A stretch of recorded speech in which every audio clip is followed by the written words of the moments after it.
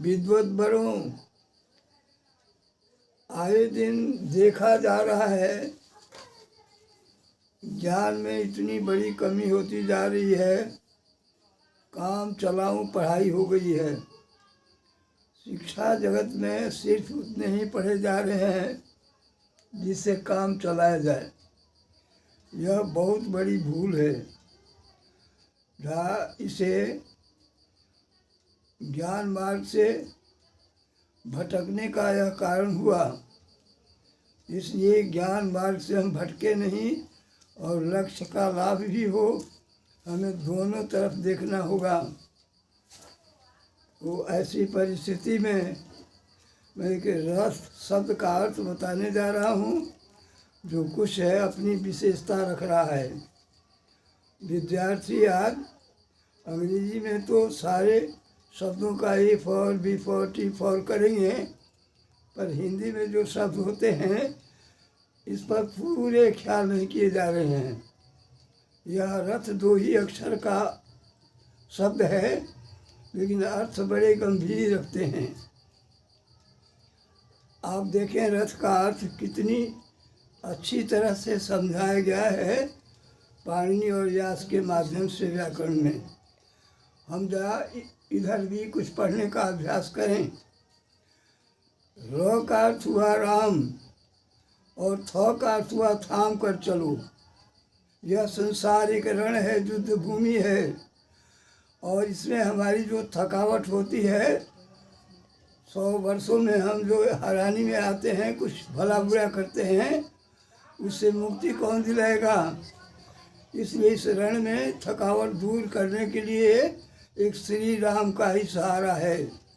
इसलिए र का अर्थ हुआ राम को, मैंने थाम कर आप आगे बढ़ें।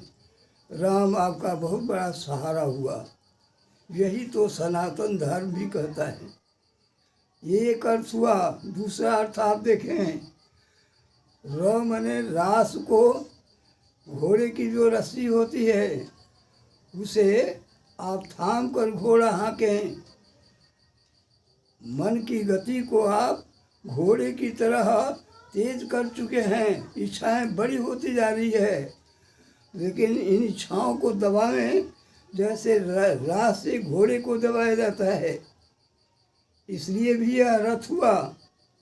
आप तीसरा अर्थ देखेंगे, र का अर्थ होता है रण में, और आप थम कर चलें, कायदे से चलें, विहंगम दृष्टि से चलें, शत्रुओं को देखते हुए चलें। यह तीसरा अर्थ हुआ।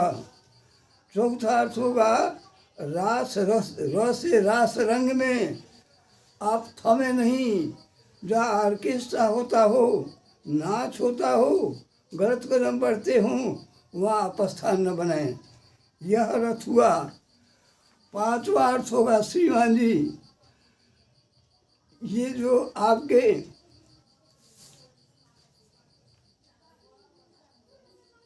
रण है जिसमें हम रास और रंग दोनों से अलग जैसे हो जाते हैं।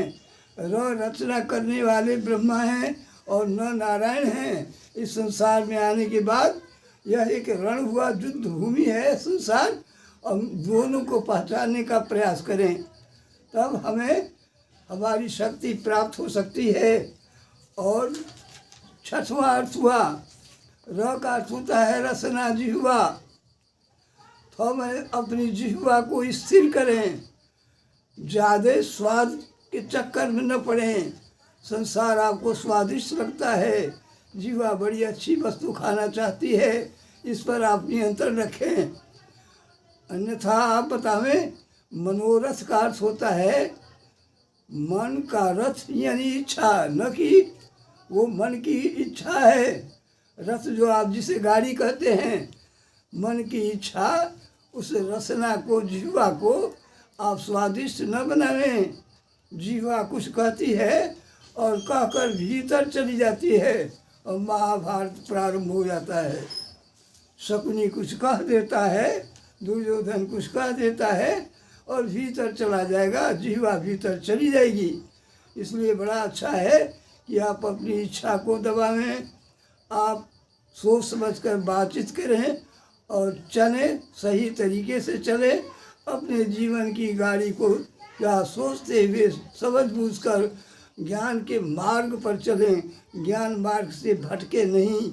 यही हमारा रथ शब्द अपने शब्द का सही अर्थ दे पाता है। आए दिन हम शब्दों पर ख्याल नहीं करते, ऐसे ही जो इच्छा होती है कुछ जान लिया, रथ क्या है तो गाड़ी है, मनोरथ क्या है ये हुआ। सारे शब्दों के अर्थ बहुत तरह से दिए गए हैं। शब्द नामने का अर्थ बताया गया। शब्दों के बहुत सारे अर्थ होते हैं, हम किसी एक शब्द के अर्थ के फेर में न पड़ेंगे, अन्यथा सैंधव कहा जाता है घोड़े को, सिंधु में पैदा होता है। और अश्व कहने पर हम नहीं समझ पाते, घोड़ा कह देते सीधे। सही अर्थ पूछा जाए कि भैया अश्व क्यों हुआ, सैंधव तो सिंधु में पैदा होता है, फिर अश्व कैसे हुआ। तो अ का अर्थ होता है अम्भसी, जल में सांस लेता है श्वसिति, इसलिए वह अश्वा। ऐसे हम शब्दों के बारे में भी समझने का प्रयास करें। पाणिनि ने डट कर कहा है, शब्द ब्रह्मणि निष्णाता, जो शब्द रूपी ब्रह्म में निष्णात है, निपुण है, उसे ईश्वरत्व की प्राप्ति होती है। अतः हम शब्दों के साथ खिलवाड़ न करें। शब्द ही ईश्वर है, शब्द ही विभव आपका है, शब्द ही आपकी शक्ति है, शब्द ही आपके बोलचाल की भाषा है, शब्द ही आपकी इच्छाओं की पूर्ति में सबसे बड़ा कारण है।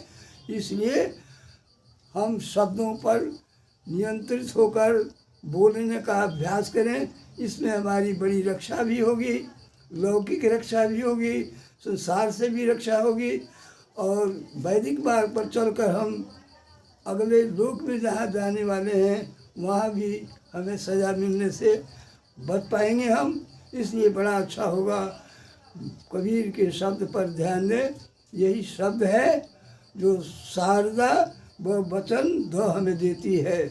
ऐसे शब्द के अर्थों पर ध्यान दें और देते रहें, आपको ईश्वरत्व की प्राप्ति होगी, ज्ञान आपको अधिगत होंगे, और इस अवगति से आप आगे बढ़ेंगे, और आप में नित्य निरंतर कुछ ऐसी शक्ति प्राप्त होगी, शुद्धता मिलेगी, परिपूर्णता होगी, और ज्ञान का मार्ग आपको प्रशस्त होगा।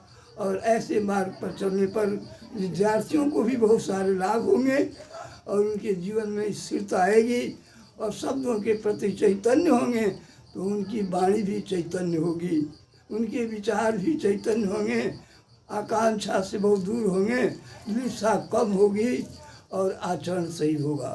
अस्तु, आचरण सही बनाने के लिए, अपने हृदय में शुद्धि लाने के लिए, विचार में परंपरागत अर्थ लेने के लिए, और शब्द सुष्ठुता के साथ व्यवहारिक शब्दों के प्रयोग करते हुए हम अपने जीवन को कैसे स्थिर करें और किस तरह से चलकर मानव जीवन को सार्थक बनाएं, और जो इससे अधिक लोक है वहाँ भी हमारी कैसे अवगति हो पाएगी, हम मुमुक्षु मार्ग को कैसे जा पाएंगे, दोनों तरफ यह हमारी रक्षा करेगा शब्द। अस्तु, विद्वत बलों, शिक्षार्थियों और विद्यार्थियों, हम कहना चाहेंगे कि आप शब्द का दुरुपयोग न करें, ठीक से अर्थ जानकर ही बोलने का अभ्यास करें।